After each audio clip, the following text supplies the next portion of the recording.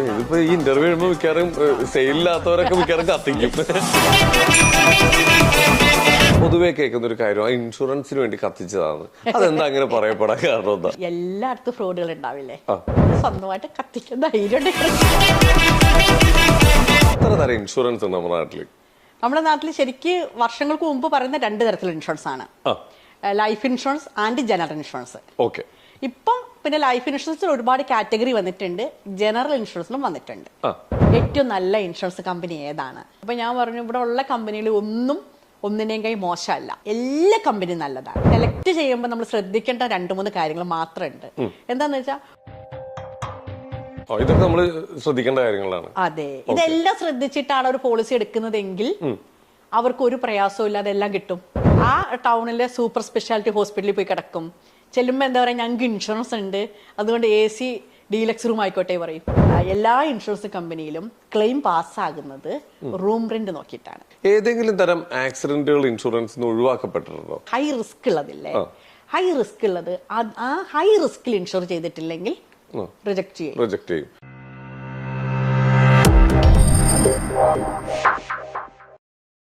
നമസ്കാരം, welcome to Jango space. It's me Sreenath K Janardhanan. അപ്പൊ ഇന്ന് നമ്മുടെ കൂടെ ഒരു അതിഥിയുണ്ട്. ഈ അതിഥിയെ കുറിച്ച് പറയുകയാണെങ്കിൽ, നമുക്ക് ഒരു സമയത്ത് ഇൻഷുറൻസ് എന്ന് കേൾക്കുമ്പോൾ അറിയാത്ത ആളുകൾ ഒരു ഇൻഷുറൻസിന്റെ ആരെങ്കിലും നമ്മുടെ അടുത്ത് വന്നാൽ ഓടി ഒളിക്കാറാ പതിവ്. എന്നാൽ ഇപ്പോ ഈ സാഹചര്യത്തില് ഇൻഷുറൻസ് ഏജൻസിയുടെ പുറകെയാണ് ഇപ്പൊ നമ്മൾ ഓടിക്കൊണ്ടിരിക്കുന്നത്. കാരണം ഈ കാലഘട്ടത്തിൽ നമുക്ക് വളരെ അത്യാവശ്യമായിട്ടുള്ള ഒരു സംഭവമാണ്. അപ്പൊ അതിന്റെ കൂടുതൽ വിവരങ്ങൾ അത് നല്ല വൃത്തിക്ക് നമുക്ക് പറഞ്ഞു തരാൻ പറ്റിയ ഒരാൾ തന്നെ നമ്മുടെ കൂടെ ഇരിക്കുന്നത്. എന്തായാലും വർഷങ്ങളായിട്ട് ഈ ഇൻഷുറൻസ് മേഖലയിൽ പ്രവൃത്തി പരിചയമുള്ള നമ്മുടെ സ്വന്തം രജനി രാമകൃഷ്ണൻ. നമസ്കാരം, വെൽക്കം ടു അവർ ഷോ. ഓ ആയിക്കോട്ടെ, ഇതെന്താ അങ്ങോട്ട് നോക്കണേ, ഇനി ഇവിടെ തന്നെയാണ് നമ്മൾ ഇവിടെ സ്റ്റാർട്ട് ചെയ്യാണ്. ഞാനിങ്ങനെ ഇൻസ്റ്റയിലൊക്കെ വീഡിയോസ് കണ്ടു, അപ്പൊ ഒരുപാട് ഇൻഫോർമേറ്റീവ് ആയിട്ടുള്ള വീഡിയോസ് കണ്ടു. അപ്പൊ ഇൻഷുറൻസ് മേഖലയിൽ ഇത്ര അധികം കാര്യങ്ങൾ അറിയാനുണ്ടെന്ന് ഇപ്പോഴാണ് മനസ്സിലായത്. എന്നാ പിന്നെ ഇവിടെ കൊടുന്ന് ഇരുത്തിയിട്ട് തന്നെ കാര്യം എന്ന് വിചാരിച്ചു. ഒരു കാര്യം ചോദിക്കട്ടെ, എത്ര തരം ഇൻഷുറൻസ് ഉണ്ട് നമ്മുടെ നാട്ടില്? നമ്മുടെ നാട്ടിൽ ശരിക്ക് വർഷങ്ങൾക്ക് മുമ്പ് പറയുന്ന 2 തരത്തിലുള്ള ഇൻഷുറൻസ് ആണ്, life insurance and general insurance. Okay.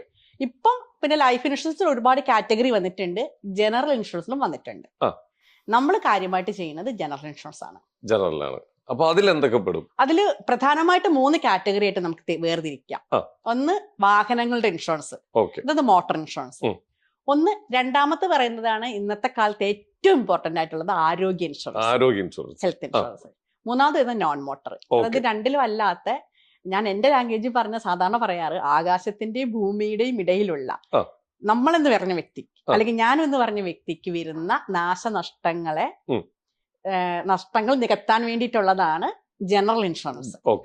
അതപ്പം വീടുകള്, കടകള്, ഷോപ്പുകള്, പിന്നെ നമ്മൾ പൈസ മുടക്കി ഉണ്ടാക്കുന്ന എല്ലാ സാധനവും നമുക്ക് ഇൻഷുർ ചെയ്യാം. ഓക്കെ. ഞാൻ ഒരു കാര്യം ചോദിക്കട്ടെ, ഇപ്പൊ നിങ്ങളോടൊക്കെ ചോദിച്ചാലേ കറക്റ്റ് അറിയാൻ പറ്റുക, ഈ ആരോഗ്യ ഇൻഷുറൻസ് മേഖലയിൽ ഇപ്പൊ വൻ വർധനം ഉണ്ടായിട്ടുണ്ട്.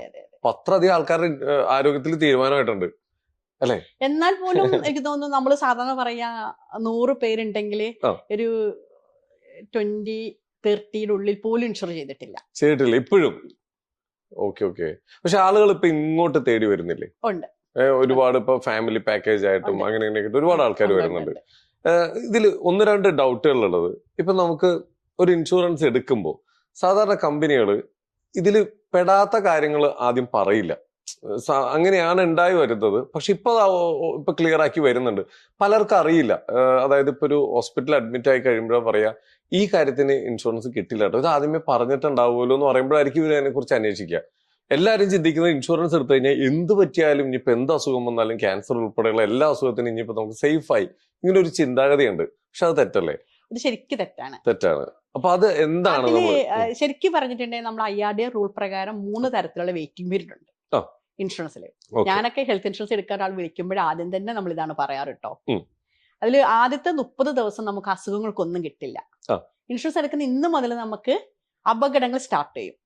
ഇന്ന് ഇൻഷുറൻസ് എടുത്താൽ നാളെ ഒരു ആക്സിഡന്റ് ഉണ്ടായി കഴിഞ്ഞാൽ രാത്രി 12 മണിക്ക് ശേഷം ചില കമ്പനികൾ ടൈം വെച്ച് കൊടുക്കും, അല്ലെങ്കിൽ ഇന്ന് രാത്രി 12 മണിക്ക് ശേഷം. പക്ഷെ അസുഖങ്ങൾ സ്റ്റാർട്ട് ചെയ്യണമെങ്കിൽ ആദ്യത്തെ 30 ദിവസം കഴിയണം. അത് നോർമലി ഒരു വെയിറ്റിംഗ് പീരീഡാണ്. രണ്ടാമത് വരുന്ന ഒരു വെയിറ്റിംഗ് പീരീഡാണ് സ്പെസിഫൈഡ് ഇൽനെസ്. ഏകദേശം 20ഓളം അസുഖങ്ങൾ, ചിലപ്പം അതിൽ 22 ഒക്കെ വരും, എന്നാൽ ഒരു ആവറേജ് നമുക്ക് 20 എന്ന് പറയാം. ഈ അസുഖങ്ങൾക്ക് ആദ്യത്തെ 24 മാസം വെയിറ്റിംഗ് പീരീഡാണ്. അതും ഇപ്പൊ ചില ഇൻഷുറൻസ് കമ്പനിക്ക് അതിനു വേണ്ടി മാത്രമായി ഡിസൈൻ ചെയ്ത പോളിസി ഉണ്ട്, വെയിറ്റിംഗ് പീരീഡ് ഇല്ലാതെ കൊടുക്കുന്നത്. പക്ഷെ അത് ജനറൽ ടോക്ക് അല്ല കേട്ടോ. 24 മാസം എന്ന് പറയുമ്പോൾ 2 വർഷം. 2 വർഷം, അതായത് 3 പ്രാവശ്യം ഒരാൾ ഇൻഷുറൻസ് അടയ്ക്കണം. അപ്പൊ ഞാൻ ചോദിക്കട്ടെ, അതിൽ പെടുന്ന അസുഖങ്ങൾ എന്തൊക്കെയാണ്?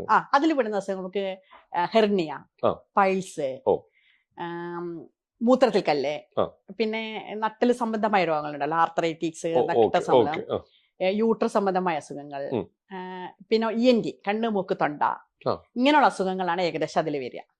പക്ഷെ നമുക്ക് അപ്പൻഡിക്സ് വന്നു കിട്ടും, അങ്ങനത്തെ അതിനൊക്കെ കിട്ടും. അപ്പൻഡിക്സിനൊക്കെ കിട്ടും. കാരണം നമുക്ക് ഒന്ന് ചിന്തിച്ചാൽ മതി. കാരണം ഒരു അസുഖം നമുക്ക് ഉണ്ട്, ഡിക്ലെയർ ചെയ്തു, അതിന്റെ ട്രീറ്റ്മെന്റ് നമുക്ക് നീട്ടി കൊണ്ടുപോകാം, അല്ലെങ്കിൽ സർജറി നീട്ടി കൊണ്ടുപോകാം. അങ്ങനത്തെ അസുഖങ്ങൾക്കാണ് 24 മാസത്തേക്ക് വേണ്ടി. ഈ നമുക്ക് ഹാർട്ട് അറ്റാക്ക് അങ്ങനെയുള്ള സംഭവങ്ങളൊക്കെ, ഹാർട്ട് അറ്റാക്ക് നമുക്ക് കിട്ടത്തില്ല എന്നും പറയാൻ പറ്റില്ല, കിട്ടുമെന്നും പറയാൻ പറ്റില്ല, ഡിപ്പെൻഡഡ് ആണ്. ചിലപ്പോൾ നമുക്ക് വരുന്നത് ഒരു ഷുഗർ റിലേറ്റഡ് ആയിട്ട് വരുന്ന ട്രീറ്റ്മെന്റ് നടത്തിക്കൊണ്ടിരിക്കുമ്പോൾ അറ്റാക്ക്, അതൊക്കെ ആണെങ്കിൽ നമ്മൾ വെയിറ്റിംഗ് പീരീഡിൽ പോകും.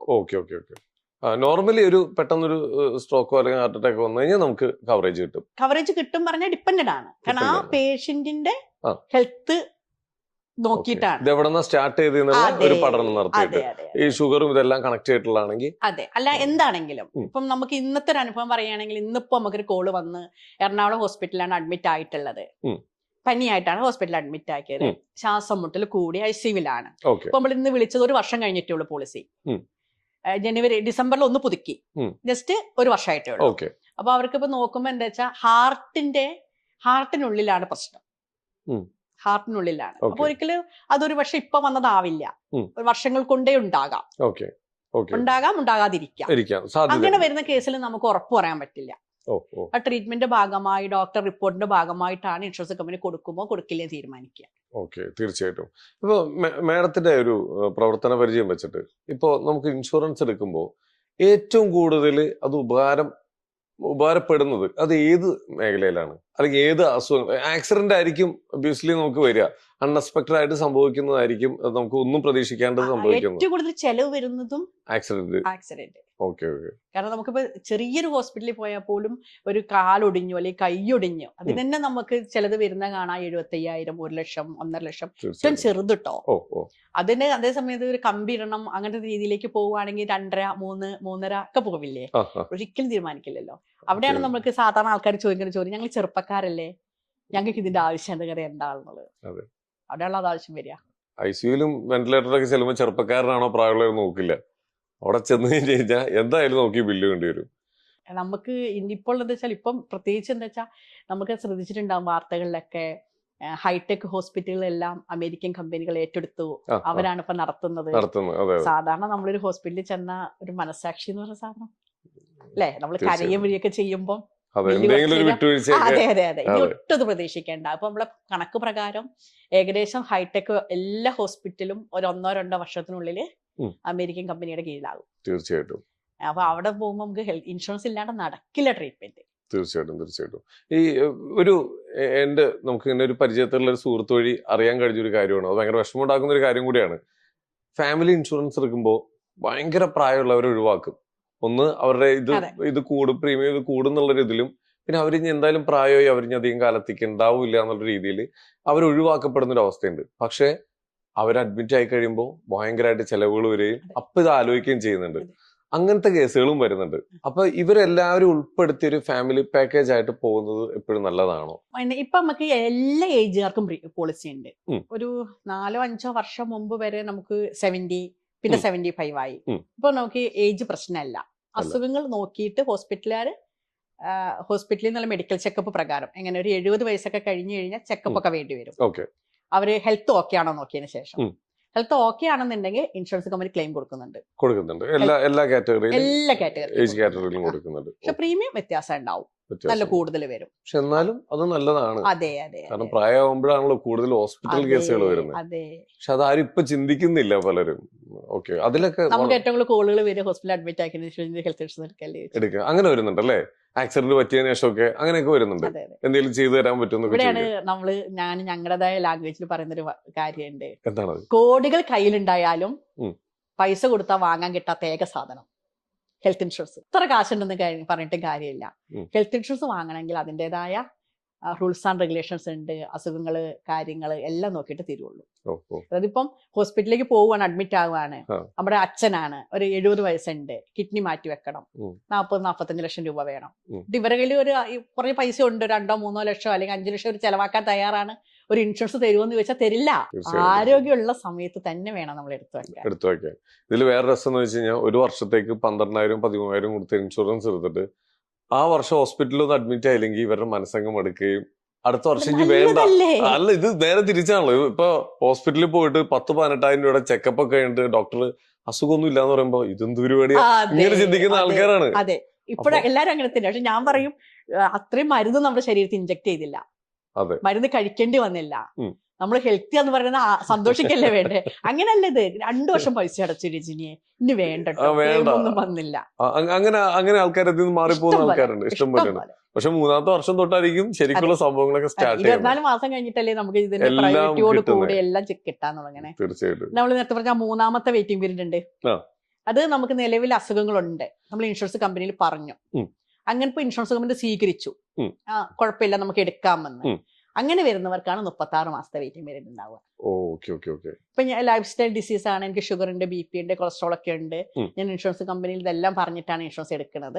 അപ്പൊ എനിക്ക് ആ അസുഖങ്ങൾക്ക് ഇൻഷുറൻസ് കമ്പനി പറയും 36 മാസമാണ് നിങ്ങളുടെ വെയിറ്റിംഗ് പീരീഡ് എന്ന് പറയും. ഓക്കെ, ഒരു ഡൗട്ട് ചോദിക്കട്ടെ. ഇപ്പൊ ആക്സിഡന്റ് കേസുകളെല്ലാം നമുക്ക് ഇപ്പൊ ഈ പറഞ്ഞ പോലെ ക്ലെയിം കിട്ടും. നമ്മൾ ഒരു പാടത്ത് ക്രിക്കറ്റ് കളിക്കുമ്പോൾ നമുക്ക് വീണ് പരിക്ക് പറ്റി കഴിഞ്ഞാൽ അത് ഈ ക്ലെയിം നമുക്ക് കിട്ടും.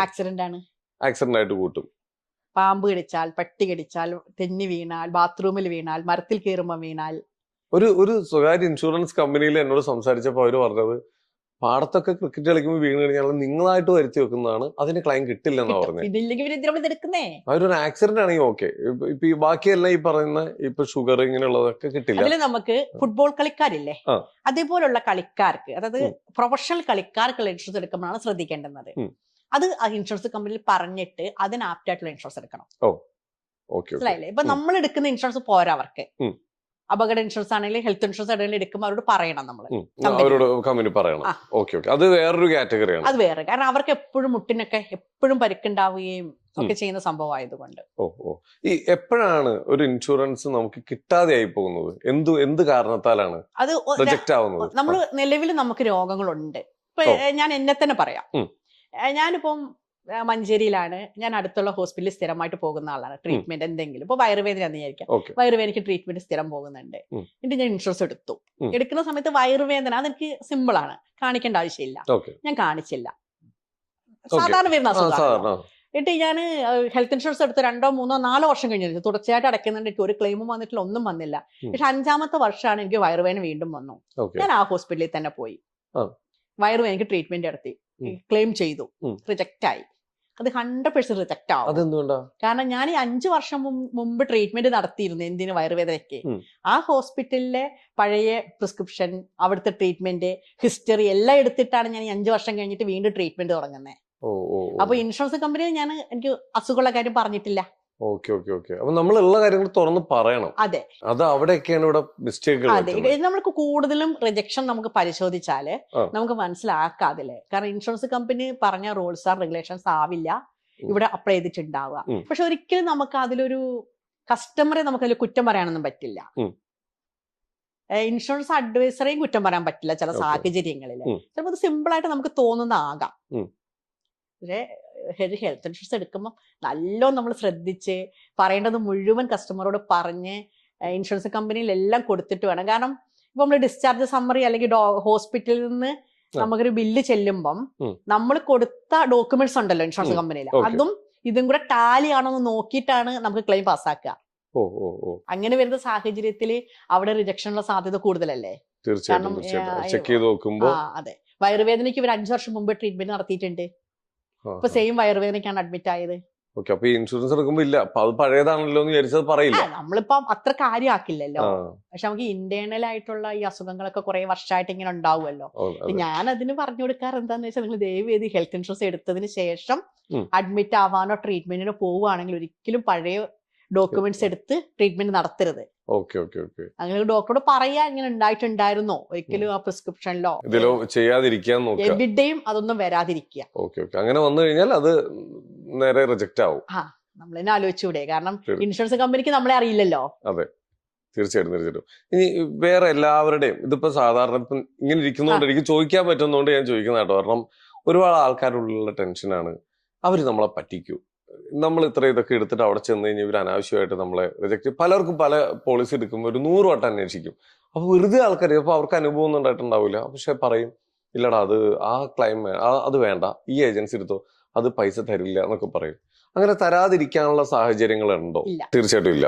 നമുക്ക് കറക്റ്റ് ആയിട്ട് കിട്ടാനുള്ളതാണെങ്കിൽ എന്തായാലും ഇൻഷുറൻസ് കമ്പനി തരും. കിട്ടിയിരിക്കും.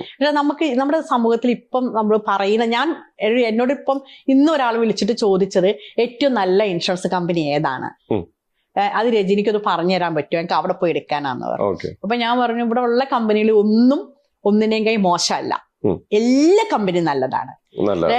ഞാന് സെലക്ട് ചെയ്യുമ്പോൾ നമ്മൾ ശ്രദ്ധിക്കേണ്ട 2-3 കാര്യങ്ങൾ മാത്രമുണ്ട്. എന്താന്ന് വെച്ചാൽ, ഒന്നിപ്പം എറണാകുളത്ത് ഉള്ള ആളാണ്, എറണാകുളത്ത് ഹോസ്പിറ്റലിലാണ് പോകുന്നത്. അയാൾ ആദ്യം നോക്കേണ്ടുന്നത് അയാൾ ഏത് കമ്പനിയുടെ ഹെൽത്ത് ഇൻഷുറൻസ് എടുത്താലാണ് ഞാൻ പോകുന്ന എല്ലാ ഹോസ്പിറ്റലും ടൈപ്പ് ഉള്ളത് നോക്കണം. ഉറപ്പല്ലേ? അത് നോക്കണം. രണ്ടാമത് അയാൾ നോക്കേണ്ടുന്നതാണ്, ഞാൻ ഈ ട്രീറ്റ്മെന്റ് നടത്താൻ പോവുകയാണെങ്കിൽ എത്ര സൂപ്പർ സ്പെഷ്യാലിറ്റിയിലാവുമോ ഞാൻ പോവുക. ഇപ്പൊ ഒരു സാധാരണക്കാരൻ പോകുന്ന ഹോസ്പിറ്റലല്ലല്ലോ, കുറച്ചും കൂടെ വലിയ ബിസിനസ്സുകാർ പോകുക. അപ്പൊ അവർ അതുപോലുള്ള ഹോസ്പിറ്റൽ സെലക്ട് ചെയ്യുമ്പോൾ അവിടുത്തെ റൂം റെന്റ് ആലോചിക്കണം. അവിടുത്തെ ഒരു ഡീലക്സ് റൂമോ അല്ലെങ്കിൽ അവിടുത്തെ ഒരു സ്യൂട്ട് റൂമിലോ റൂം റെന്റ് എത്രയാണ് ദിവസം വരിക നോക്കണം. അതിനനുസരിച്ചുള്ള പോളിസി വേണം സെലക്ട് ചെയ്യാൻ. മൂന്നാമത് അയാൾ നോക്കേണ്ടത് എന്താ വെച്ചാൽ, എന്റെ ഫ്യൂച്ചറിലേക്ക് ഞാൻ ഏത് തരത്തിലുള്ള ട്രീറ്റ്മെന്റുകൾക്കാണ് പോകുക. അപ്പൊ ആയുർവേദം, ആയുർവേദം, യുനാനി, സിദ്ധ പോലെ പോകുമോ, അത് താല്പര്യമുള്ളതാണോ, ഇങ്ങനെ അത് കവറേജ് ഉണ്ടാവണം. പിന്നെ നമ്മൾ നോക്കേണ്ടുന്നത്, നമുക്കിപ്പോ ഡെലിവറി വേണോ വേണ്ട, എല്ലാവർക്കും ഒരേപോലെ അല്ലല്ലോ. പറയും എല്ലാ തെങ്ങിനും ഒരേ തളപ്പിടാൻ പാടില്ല എന്ന് പറയുന്നത്. അതുപോലെ ഇത് ഇങ്ങനെ ഒരു 3-4 കാര്യങ്ങൾ നോക്കിയിട്ട് വേണം പോളിസി സെലക്ട് ചെയ്യാൻ. എനി റൂം എടുക്കണം, അതായത് ആ പോളിസിയിൽ ഏത് റൂമിൽ കിടന്നാലും കിട്ടുന്ന ക്ലെയിം ആവണം. ഇതൊക്കെ നമ്മൾ ശ്രദ്ധിക്കേണ്ട കാര്യങ്ങളാണ്. അതെ, ഇതെല്ലാം ശ്രദ്ധിച്ചിട്ടാണ് ഒരു പോളിസി എടുക്കുന്നതെങ്കിൽ അവർക്ക് ഒരു പ്രയാസവും ഇല്ലാതെ എല്ലാം കിട്ടും. ഇത് അതിന് പകരം എന്ത് ചെയ്യും, 5 ലക്ഷത്തിന്റെ ഇൻഷുറൻസ് എടുക്കും, എന്നിട്ട് ആ ടൗണിലെ സൂപ്പർ സ്പെഷ്യാലിറ്റി ഹോസ്പിറ്റലിൽ പോയി കിടക്കും. ചെല്ലുമ്പോ എന്താ പറയാ, ഞങ്ങൾക്ക് ഇൻഷുറൻസ് ഉണ്ട്, അതുകൊണ്ട് AC ഡീലക്സ് റൂം ആയിക്കോട്ടെ പറയും, അല്ലെങ്കിൽ AC സ്യൂട്ട് റൂം ആയിക്കോട്ടെ പറയും. എന്നിട്ട് എന്ത് ആ റൂമിൽ പോയി കിടക്കും.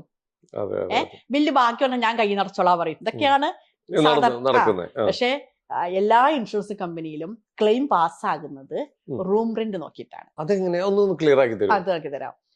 നമ്മുടെ ഹെൽത്ത് ഇൻഷുറൻസ് എടുക്കുമ്പോൾ നമ്മളോട് പറയുന്ന വെച്ചാൽ 5 ലക്ഷം അല്ലെ 10 ലക്ഷമാണ് എടുക്കുന്നത്. 10 ലക്ഷം എടുക്കുമ്പോൾ നമുക്ക് അതിൽ 2-3 വിഭാഗം ഉണ്ട്. ഒന്ന് നമുക്ക് എനി റൂം എടുക്കാം, ഒന്ന് നമുക്ക് സിംഗിൾ AC റൂം എടുക്കാം, അല്ലെങ്കിൽ നമുക്ക് 1% കിട്ടുന്ന 10,000 രൂപ കിട്ടും. ഇങ്ങനെയാണ് അതിൽ ഉണ്ടാവുക. ഇപ്പൊ 5 ലക്ഷം എടുക്കുന്ന ആൾക്ക് 1% 5,000 രൂപയുടെ റൂമേ പറ്റുള്ളൂ. ഒരു ഹോസ്പിറ്റലില് നമ്മൾ തന്നെ ഊഹിച്ചു നോക്കിക്കുക, നമ്മളൊരു ഡീലക്സ് റൂമിൽ കിടക്കുമ്പോൾ കിട്ടുന്ന ട്രീറ്റ്മെന്റ് ആണോ വാർഡിൽ കിടക്കുമ്പോൾ കിട്ടുക? അതേ ട്രീറ്റ്മെന്റ് ആണോ നമ്മൾ സിംഗിൾ AC റൂമിൽ പോയി കിടന്നാൽ കിട്ടുക? ഒരു ഡീലക്സ് റൂമിലാവുമ്പോൾ നമുക്ക് ഡോക്ടേഴ്സ് പ്രത്യേക പരിഗണന തരും, നേഴ്സുമാർ നമ്മുടെ മാത്രം കാര്യം നോക്കാനായിട്ട് നിൽക്കുന്നുണ്ടാവും, അതിനുള്ളിലെ വാട്ടർ ആൻഡ് ഇലക്ട്രിസിറ്റിക്കുള്ള ഫെസിലിറ്റീസ് കൂടുതലായിരിക്കും. അപ്പോൾ അവിടെ സ്വാഭാവികമായിട്ട് റേറ്റ് കൂടില്ലേ? അപ്പോൾ ഇൻഷുറൻസ് കമ്പനി പറയുന്നത് അത്രയും ഡീലക്സ് റൂമിൽ കിടക്കാൻ കഴിയുന്ന ഒരാള് സമ്മൻഷയുടെ കൂടെ പോളിസി തന്നെ എടുക്കണം. ഇല്ല, കാരണം ഈ റൂം റെന്റ് അപേക്ഷിച്ച് ബാക്കിയുള്ള എല്ലാ ബില്ലിലും കട്ട് ചെയ്യും ഇൻഷുറൻസ് കമ്പനി. ഇപ്പം സിംഗിൾ AC റൂമിൽ കിടക്കുമ്പം ഒരു ഡോക്ടർ ചിലപ്പോൾ ഒരൊറ്റ സിറ്റിംഗ് ഉണ്ടാവുള്ളൂ. ഡീലക്സ് റൂമിലേക്ക് ആകുമ്പോൾ ആ ഡോക്ടർ 2 പ്രാവശ്യം വന്നു പോകും, ഇല്ലേ? ICUവിൽ അവർക്ക് കിട്ടുന്ന ട്രീറ്റ്മെന്റ് വ്യത്യാസം തന്നെയായിരിക്കും. റൂം റെന്റ് എന്നെ നോക്കിയിട്ടാണ് ഡോക്ടർ ഫീസ് ഇൻഷുറൻസ് കമ്പനി പാസ്സാക്കുക. ഓപ്പറേഷൻ തിയേറ്ററിൽ ഉണ്ടാകുന്ന ഫെസിലിറ്റീസ് റൂം റെന്റിനെ നോക്കിയിട്ടാണ് ഇൻഷുറൻസ് കമ്പനി പാസ്സാക്കുക. ICUവിൽ ഇടുന്നത് അത് നോക്കിയിട്ടാണ് പാസ്സാക്കുക. ഇതെല്ലാം റൂം റെന്റ് നോക്കിയിട്ടാണ് ഇൻഷുറൻസ് കമ്പനി പാസ്സാക്കുക. ഇനി റൂം എടുത്താൽ മതി. ഇൻഷുറൻസ് എടുക്കുമ്പം, ഇനിയുള്ള കാലത്ത് ഹെൽത്ത് ഇൻഷുറൻസ് എടുക്കുമ്പം നമ്മൾ ആദ്യം നോക്കേണ്ടത് നമ്മുടെ ഹെൽത്ത് ഇൻഷുറൻസിൽ എനി റൂം ആണോ. അത് ആ ഇൻഷുറൻസ് അഡ്വൈസറോടാണെങ്കിലും ഇനിയിപ്പോ പോളിസി ബസാറിൽ കയറി എടുക്കുകയാണെങ്കിലും എവിടെ കയറി എടുക്കുകയാണെങ്കിലും ആ ഒരു കാര്യം ആദ്യം നോക്കണം. ഇനി അതിനകത്തൊരു ചെറിയൊരു സംഭവം കൂടെ ഉള്ളത് ഞാൻ പറഞ്ഞുതരാം. ഇനി റൂം സെലക്ട് ചെയ്യുമ്പോൾ 5 വർഷം മുമ്പ് നമുക്ക് 5,000 രൂപയുടെ റൂം എന്ന് പറഞ്ഞാൽ ഇവിടുത്തെ സൂപ്പർ സ്പെഷ്യാലിറ്റി ഹോസ്പിറ്റലിൽ പോയി കിട്ടുമായിരുന്നു, ഇല്ലേ? ആലോചിച്ച് നോക്കൂ. തീർച്ചയായിട്ടും അന്ന് 5 ലക്ഷം മതി, അന്ന് എനി റൂമിന്റെ ആവശ്യമില്ല. ഇന്ന് നമുക്ക് പോയ 5000 രൂപയ്ക്ക് റൂം കിട്ടുമോ? ഇല്ല. കാരണം റൂം എന്ന് പറയുമ്പോൾ ഒരു പാക്കേജ് ആണ്. റൂം റെന്റ്, നേഴ്സിംഗ് ചാർജ്, ആറമ്പ ചാർജ്, വാട്ടർ ആൻഡ് ഡിസ്കിറ്റ്, ഇതെല്ലാം കൂടെ കൂടിയിട്ടാണ് നമുക്ക് റൂം റെന്റ് എന്ന് പറയാം. അപ്പൊ ഇതിൽ 5000 രൂപയിൽ കിട്ടില്ല. പക്ഷെ അന്ന് ഈ 5 ലക്ഷത്തിന് പോളിസി എടുക്കുമ്പോൾ എനി റൂം എന്ന് പറഞ്ഞൊരു ഓപ്ഷൻ ഉണ്ടെങ്കിലോ ഇന്നും നമുക്ക് ഇഷ്ടപ്പെട്ട റൂമിൽ കിടന്നൂടെ? തീർച്ചയായിട്ടും ഇന്നും നമുക്ക് ഇഷ്ടപ്പെട്ട റൂമിൽ കിടന്നൂടെ? ഇതേപോലെ ഇപ്പൊ നമ്മൾ 10 ലാക്കോ അല്ലെങ്കിൽ 20 ലാക്കോ 50 ലാക്കോ എടുക്കുന്ന ഒരാള് ഒരു 10 വർഷം കഴിയുമ്പോഴും ഇതിലെ റൂൾ എന്താ? എനി റൂമാണ്. അതെന്തായാലും മസ്റ്റായിട്ട് നമ്മൾ എടുക്കണം. അതെ, എനി റൂം എടുക്കണം. ഇത് ആദ്യമായിട്ട് എനിക്കൊക്കെ ആദ്യമായിട്ട് കിട്ടുന്ന ഒരു ഇൻഫർമേഷൻ അത്. ഇത് കാണുന്ന പലർക്കും. പിന്നെ ഇനി എടുക്കുന്ന പോളിസിയിൽ എനി റൂം, അതിന്റെ കൂടെ മോഡേൺ ട്രീറ്റ്മെന്റ്. ഇനി നമ്മളെല്ലാവരും മോഡേൺ ട്രീറ്റ്മെന്റിലേക്ക് പോകുന്ന കാലാണ്. കാരണം ഇപ്പൊ ഒരു സർജറി കഴിഞ്ഞ് 10 ദിവസം ഹോസ്പിറ്റലിൽ കിടന്നു, വീട്ടിൽ പോയിട്ട് 3 മാസം റെസ്റ്റ് എടുക്കാൻ നമുക്ക് ഇഷ്ടമല്ല, നമുക്ക് സമയം ഉണ്ടാവില്ല. അപ്പൊ ഇനി മോഡേൺ ട്രീറ്റ്മെന്റിലേക്ക് പോകും, റോബോട്ടിക് സർജറികള് എല്ലാം. അങ്ങനെ വരുമ്പം അതും കിട്ടണം. അത് അപ് ടു സമ്മേഷേഡ് വരെ കിട്ടുന്ന പോളിസി എടുക്കണം. അല്ല, ഈ പോളിസിയിൽ ഇതെല്ലാം ഉണ്ടോ നോക്കിയാൽ മതി. അതൊക്കെ ചോദിച്ചറിയണമെന്നുള്ളൂ എടുക്കുന്നതിന് മുമ്പ്. നമ്മൾക്ക് ഇൻഷുറൻസ് എടുക്കുക എന്ന് പറയുമ്പം ഇൻഷുറൻസ് അഡ്വൈസറുടെ മാത്രം ജോലി അല്ല ഇത്. നമ്മൾ ഒരു ഷോപ്പിൽ പോയിട്ട് സാധനം വാങ്ങുകയാണെങ്കിൽ നമ്മൾ സെലക്ട് ചെയ്യില്ലേ? നമ്മൾ മൊബൈൽ ഫോൺ വാങ്ങുകയാണെങ്കിൽ നമ്മൾ എത്ര നോക്കുന്നത്, എന്തെല്ലാം ഫീച്ചേഴ്സ് നമ്മൾ ഉണ്ടെന്ന് നോക്കില്ലേ? മൊബൈൽ ഫോൺ അതേപോലെ നോക്കി വിചാരിച്ചാൽ മതി. ഹെൽത്ത് ഇൻഷുറൻസ് എടുക്കുമ്പോഴും അതിൽ നമുക്ക് ആവശ്യമുള്ള എല്ലാ ഫീച്ചേഴ്സും ഉണ്ടോ നോക്കണം. ഇപ്പോ ഇത്ര വർഷമായില്ലേ ഈ മേഖലയിൽ വർക്ക് ചെയ്യുന്നത്? ഏറ്റവും കൂടുതൽ ആളുകൾ ഏത് തരത്തിലുള്ള ഇൻഷുറൻസ് ചേരാൻ വേണ്ടിയിട്ടാണ് മാഡത്തിന്റെ അടുത്ത് വന്നിട്ടുള്ളത്?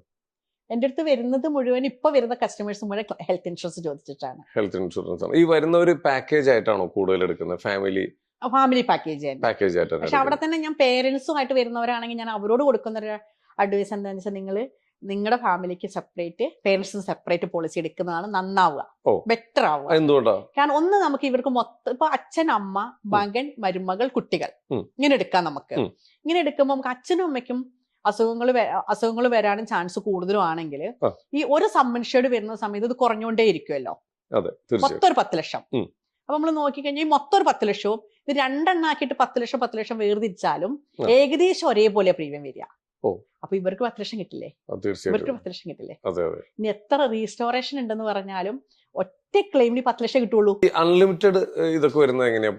അൺലിമിറ്റഡ് പാക്കേജ് വളരെ കുറവല്ലേ ഉള്ളൂ. എല്ലാവരും നമ്മൾ അൺലിമിറ്റഡ് പാക്കേജ് എടുക്കുന്നില്ലല്ലോ. അതൊരു ആഡ് ഓൺ കവറേജ് ആണ്. അത് നമുക്ക് ആഡ് ചെയ്തെടുക്കാം. പിന്നെ ഇപ്പൊ എല്ലാ കമ്പനികളും റീസ്റ്റോറേഷൻ ഉണ്ട്. അതായത് ഇപ്പൊ 10 ലാക്ക് എടുത്തു, അതിൽ 2 ലാക്ക് തീർന്നാൽ വീണ്ടും 10 ലാക്ക് ആകും. പക്ഷെ അപ്പോഴും നമ്മൾ എന്താ വെച്ചാൽ ഒറ്റ ക്ലെയിമിൽ നമുക്ക് 10 ലാക്ക് വരുള്ളൂ. ഇനിയിപ്പോ അടുത്തത്, ഇപ്പൊ നമ്മുടെ മനുഷ്യ ശരീരത്തിൽ നമ്മൾ ഏറ്റവും കൂടുതൽ ശ്രദ്ധിക്കുന്ന കാര്യങ്ങളാണ് പല്ല്, കണ്ണ്, ഇതൊക്കെ. കാരണം കാലക്രമേണ ഏറ്റവും കൂടുതൽ ഡാമേജ് ആദ്യം വരുന്നത് ഇതിലൊക്കെയാണ്. നമ്മുടെ സൗന്ദര്യത്തിന് ഒരു കോട്ടം തട്ടുന്ന ഭാഗങ്ങളിലൊന്നും ഇതൊക്കെയാണ്. പക്ഷെ പല്ലിന് എപ്പോഴും ഇൻഷുറൻസ് കിട്ടില്ല എന്നാ പറയുന്നത്. അതിന് കിട്ടാൻ എന്താ ചെയ്യേണ്ടത്? സൗന്ദര്യവർദ്ധക ട്രീറ്റ്മെന്റ് ഒന്നിനും കിട്ടില്ല. അത് അപകടത്തെ തുടർന്ന് ഉണ്ടായതാണെങ്കിൽ കിട്ടും. ഒരു അപകടത്തെ തുടർന്ന് പല്ലൊക്കെ പോയതാണെങ്കിൽ നമുക്ക് ഇൻഷുറൻസ് കിട്ടും. അതെ. ഇപ്പൊ നമുക്ക് മുഖത്തിന് ആക്സിഡന്റ് ത്രൂ പരിക്ക് പറ്റി, തീപ്പൊള്ളൽ എന്തെങ്കിലും പറ്റി, അപ്പൊ ഒരു പ്ലാസ്റ്റിക് സർജറി വന്നു, അത് കിട്ടും. അതിന് പകരം എന്റെ മൂക്കിന് ഇത്തിരി വണ്ണം കൂടുതലാ അല്ലെങ്കിൽ നോക്കിയാൽ കിട്ടില്ല. ഇപ്പൊ നമ്മുടെ കാലക്രമേണ വരുന്ന പല്ലിൽ വരുന്ന കേടുപാടുകൾ ശരിയാക്കാനോ ട്രീറ്റ്മെന്റോ ഇതൊന്നും നമുക്ക് ഇൻഷുറൻസിൽ കിട്ടില്ല. അങ്ങനെ ഒരു ഇൻഷുറൻസ് വന്നിട്ടില്ല. അതേപോലെ ഒരു ചോദ്യമാണ് കണ്ണിനും. പക്ഷെ ഇതിലൊക്കെ വരാട്ടോ ഇന്നെ.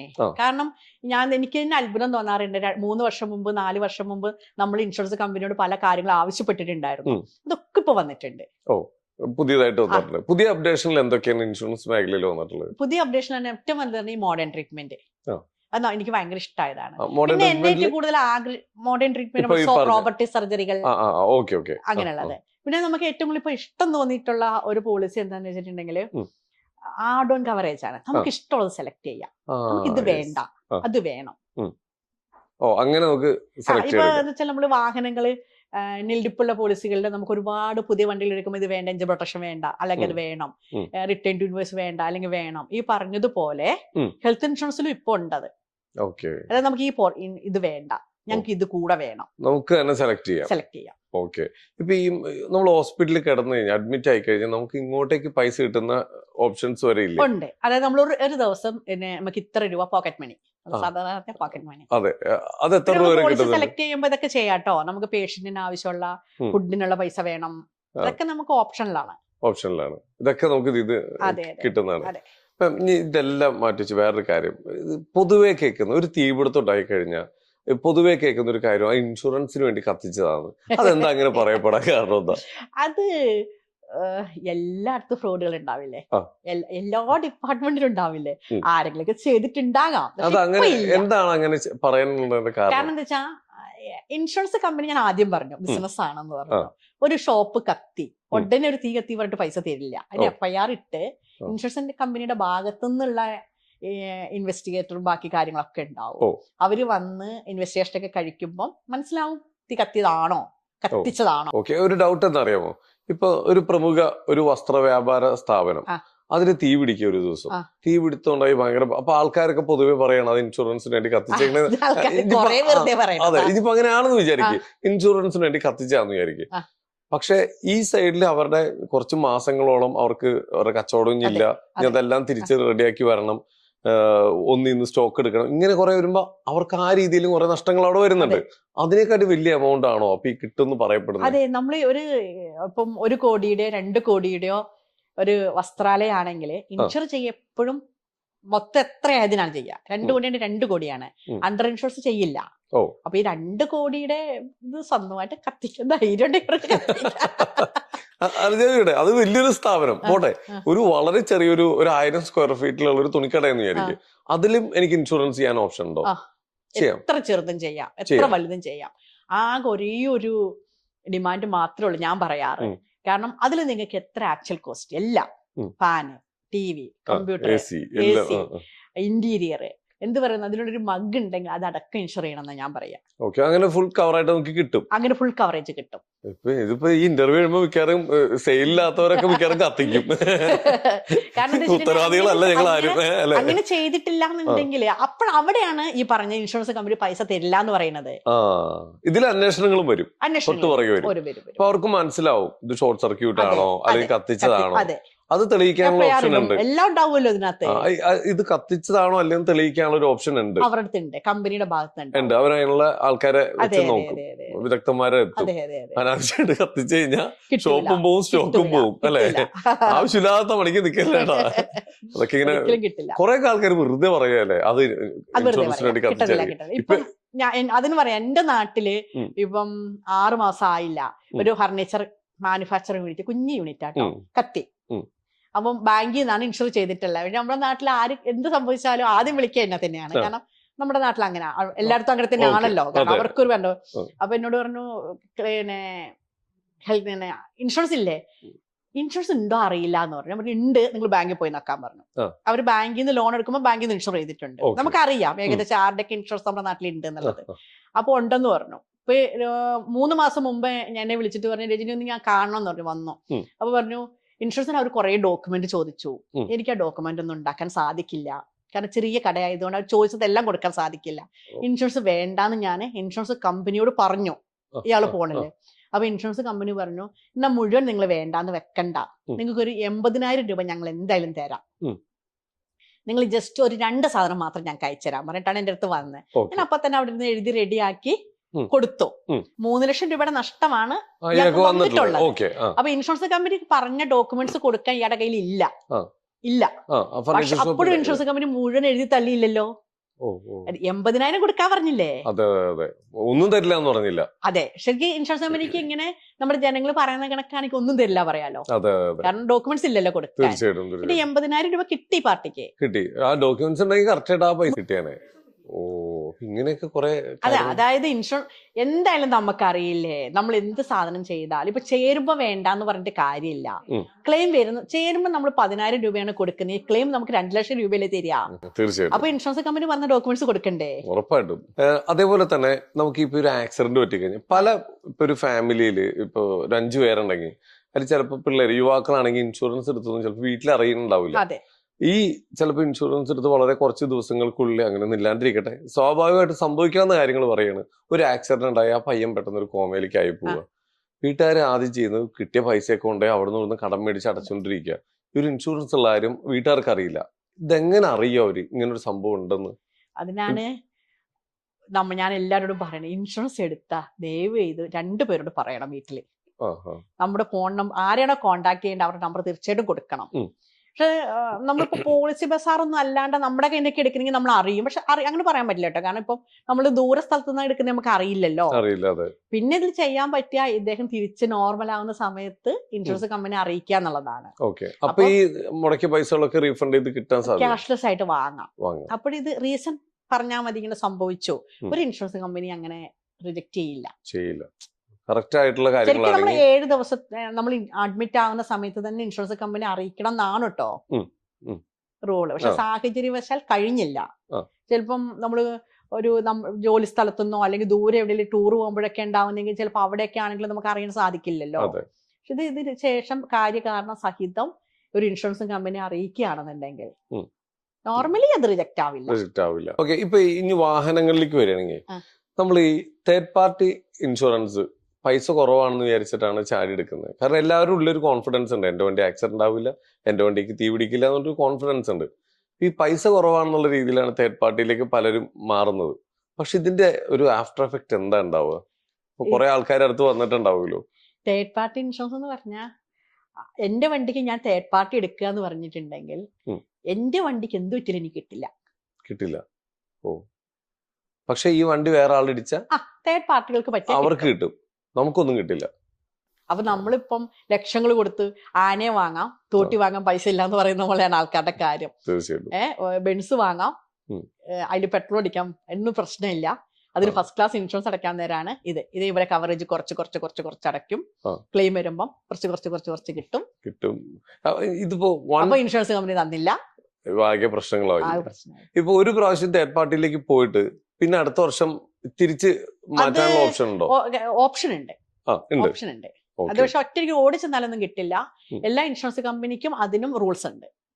അതവർ ഇത് തന്നെ ഞാൻ ഈ സമയത്ത് പറയാൻ ആഗ്രഹിക്കുന്ന കാര്യം, തേർഡ് പാർട്ടി ഇൻഷുറൻസ് എടുക്കുമ്പോൾ തന്നെ ഇപ്പൊ ആൾക്കാർ 3 തരത്തിൽ എടുക്കുന്നുണ്ട്. തേർഡ് പാർട്ടി എടുക്കുമ്പോ ഇപ്പൊ ഒരു കാറാണ് എടുക്കുന്നത്.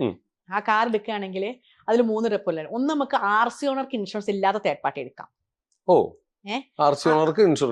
ഇപ്പൊ നമ്മളോട് സാധാരണ നമ്മൾ സ്ഥിരം കേൾക്കുന്ന ഒരു കാര്യം എന്താ വെച്ചാൽ, നിങ്ങളുടെ അടുത്ത് വന്ന് എടുക്കുന്നതിനേക്കാൾ പൈസ കുറച്ച് എനിക്ക് മറ്റടുത്ത് പോകുമ്പോൾ കിട്ടി തേർഡ് പാർട്ടി ഇൻഷുറൻസ്. ഏകദേശം എല്ലാ കമ്പനിയിലും തേർഡ് പാർട്ടി ഇൻഷുറൻസിന്റെ പ്രീമിയം ഏകദേശം ഒരുപോലെ, ചെറിയ വ്യത്യാസം വരുള്ളൂ.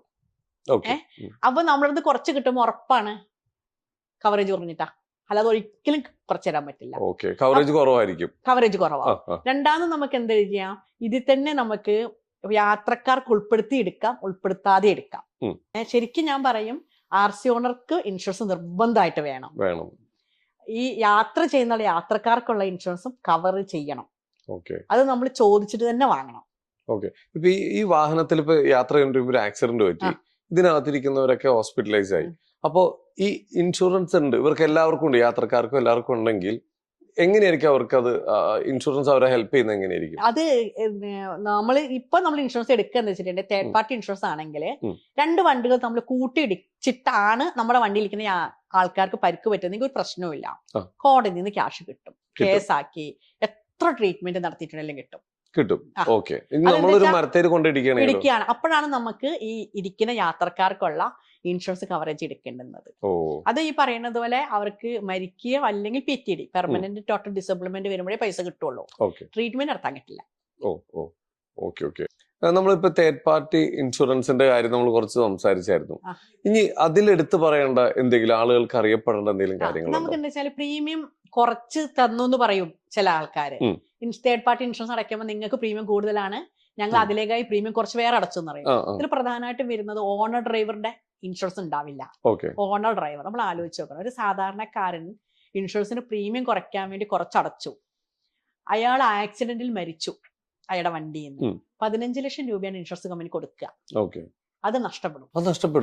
ഓണർ ഡ്രൈവറുടെ PA എന്ന് പറഞ്ഞാൽ സുപ്രീം കോടതിയുടെ തീരുമാനപ്രകാരം വന്നൊരു സാധനമാണത്. എനിക്ക് തോന്നുന്നു ഒരു 6-7 വർഷമായിട്ടുണ്ടാവും. ഏകദേശം 15 ലക്ഷം രൂപ RC ഓണർ ആ വണ്ടിയിൽ നിന്ന് അപകടത്തിൽ കൂടെ മരിച്ചാൽ കിട്ടും. Okay okay. അത് നഷ്ടപ്പെടില്ലേ? അതെന്തുകൊണ്ടാണ് നഷ്ടപ്പെടുന്നത്? ആ കവറേജ് ഇല്ലാതെയാണ് ഇൻഷുറൻസ് എടുത്തത്. ഓ ഓക്കെ ഓക്കെ ഓക്കെ. അതായത് എനിക്ക് തോന്നുന്നു ഒരു 300, 325, 400 രൂപ ഇതിനിടയ്ക്കാണ് പ്രീമിയം വ്യത്യാസം വരിക. 300-ന്റെ 400-ന്റെ ഇടയ്ക്ക്. പല കമ്പനി പല റേറ്റ് ആയതുകൊണ്ടാട്ടോ ഞാൻ അങ്ങനെ പറയുന്നത്. ആ പൈസ കുറച്ചടച്ച് നമ്മളുടെ ലാഭം കരുതി ഇൻഷുറൻസ് ക്ലെയിം വന്നു കഴിഞ്ഞാൽ 15 ലക്ഷം രൂപ ഇവരുടെ കുടുംബത്തിന് കിട്ടില്ല. നമ്മൾ ഇഷ്ടംപോലെ കാണുന്നുണ്ടത്. നമ്മൾ എല്ലാവരോടും പറയും നിങ്ങൾ അങ്ങനെ അടയ്ക്കല്ലേ. അപ്പൊ കറക്റ്റ് ഒരു അഡ്വൈസറുടെ കീഴിൽ തന്നെ നമ്മൾ ചെല്ലണം ഇതിനെല്ലാം. ചോദിച്ച് ഇപ്പൊ എവിടെ നിന്ന് എടുക്കുകയാണെങ്കിൽ നമുക്ക് അത് വാങ്ങണം. പലർക്കും അറിയില്ല, ഫോഴ്സ്ഡ് ആയിട്ടൊക്കെ അറിയില്ല. ഇപ്പൊ ഞാൻ കൊടുക്കാറില്ല കേട്ടോ.